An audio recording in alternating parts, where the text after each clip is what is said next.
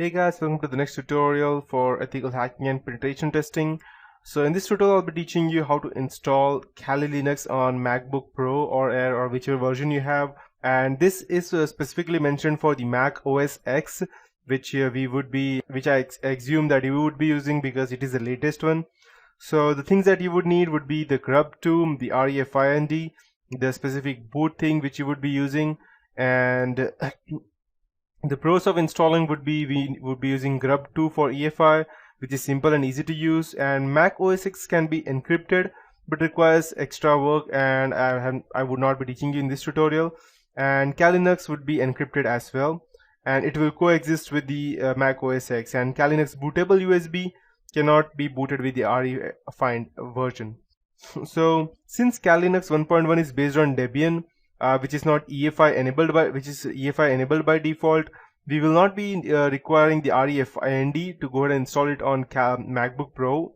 And but still, just in case if you have any older version of MacBook, then you would require, if you have any version earlier than MacBook 2012, then you would require refind. So you can go on the Google on this website. I'll just go ahead and open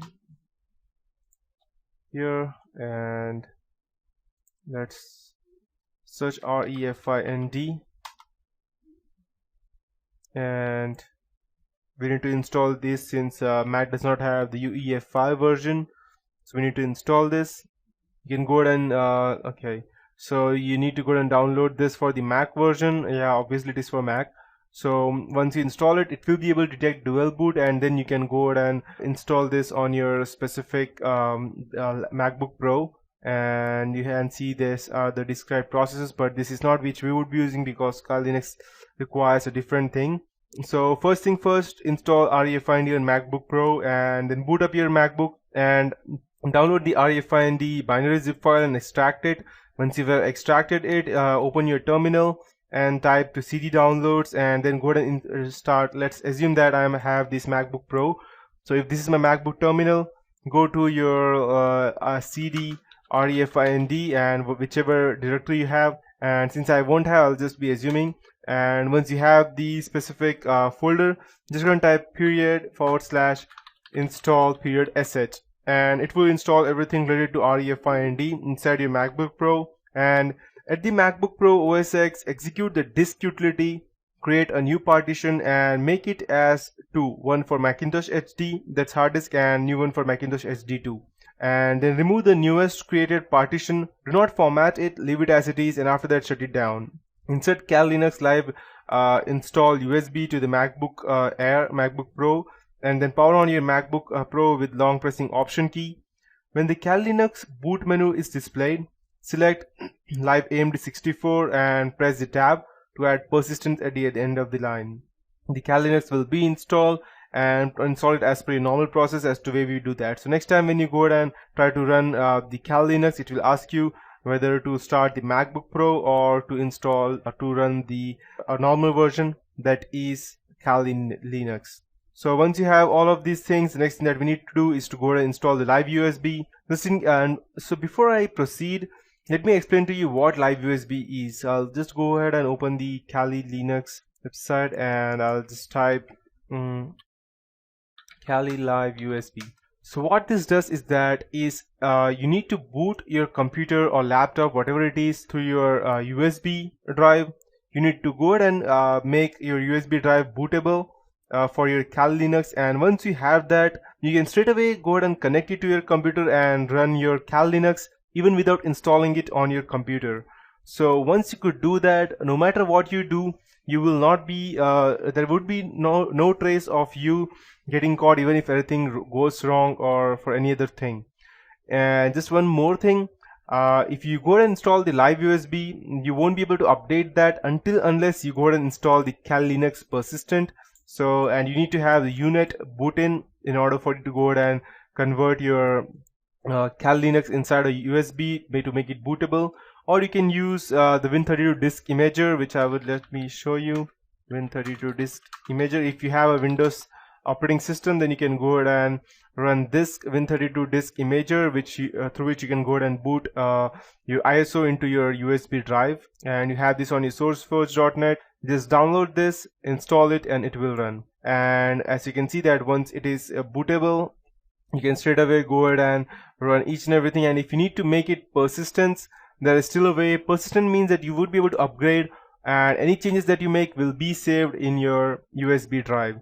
I cannot show you that because I don't have a USB drive as of now, but you can do that. And I would suggest you having a minimum of let's say 16 GB of USB, because a Kali Linux will take approximately a total of 7 or 6 GB of your total space, and remaining should be there in case you need to install anything separately or anything extra. And once you connect it, you will be able to run each and everything related to Kali Linux through that USB. So that is what Kali USB is. So now we know. Now let's go ahead and configure the remaining things that we need. So I can go ahead and show you as to the next thing that we need to do is we need to update our social engineering toolkit. It would be, to start that, just type SETOOLKIT. Once you hit enter, it will start, and type yes, enter, it will start. So need to update all the third-party modules and SCT configuration. So just type 3, as you can see that 3 means third-party modules. So you can see we have these two modules over here. To update these things, go ahead and update the social engineering toolkit. That would be 4, and it will go ahead and check all the updates and get itself the latest updates. After that, go ahead and update your SCT configuration, type 5 and hit enter, and yes, we have all the latest updates. The next thing that we would need to do would be to go ahead and update the MSF console. So I need to type MSF console, and we need to go ahead and update that so that, because sometimes what happens is that it's not updated along with your normal repositories. That's the reason we need to go ahead and specifically install that.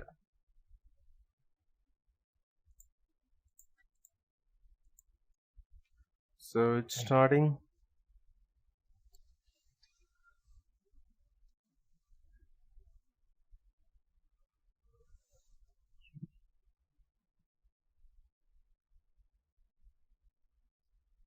It can take a bit of time to start, and the things that we need to go ahead and install would be let's check if we have the LibreOffice over here. Okay, we don't have the LibreOffice. Let me check. Okay, we don't have the LibreOffice, and as you can see that this is the Metasploit framework, which has 1389 exploits as of now, which out of which 788 are auxiliary, and 356 payloads, out of which 37 are encoders. So to update this, which I will be teaching you later on, so first we need to update. So just type MSF update and hit enter, and you can go ahead and expect weekly updates on using this method, because you cannot find such kind of updates on a daily basis, or when you go ahead and type your normal aptitude get install, so, or aptitude get update. So this is one way of doing that. And along with this, we need to install the Java and the Adobe Flash as well. So we'll go ahead and also type apt get install open jre /sdk/ don't remember exactly, let's check. Okay, install Java Kali Linux, and install Adobe Flash, and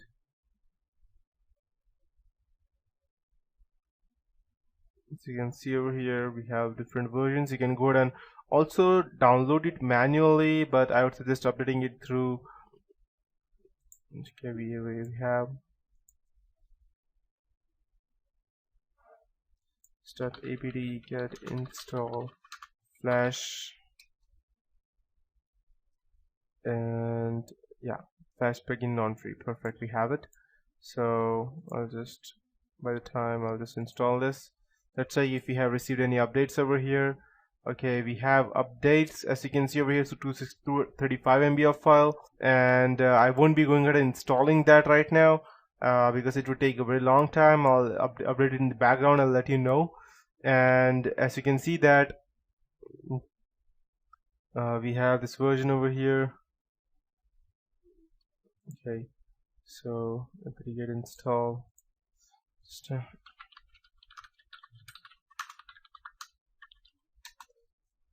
Okay, here we have it. I'll just copy that and paste it over here. apt-get install open jdk -7-jre, and yes, I need to install that. Yes. Okay, I did not press yes. That's the reason it was not able to authenticate it. And after that, we can also go ahead and type apt-get install flash plugin -non free, and it will get installed again. So these are the few basic things that you need to remember to go ahead and configure these things. And once you have all of these things ready, updating these things, upgrading and installing these specific things, after that we can go ahead and start attacking your Windows 7. And just make sure that you have all the updates. If you don't, then you will lose one or more important things which you may not be able to run under your computer. So that is it for this tutorial. In the next tutorial, we will be starting with the basic hacking stuff and footprinting and methodology.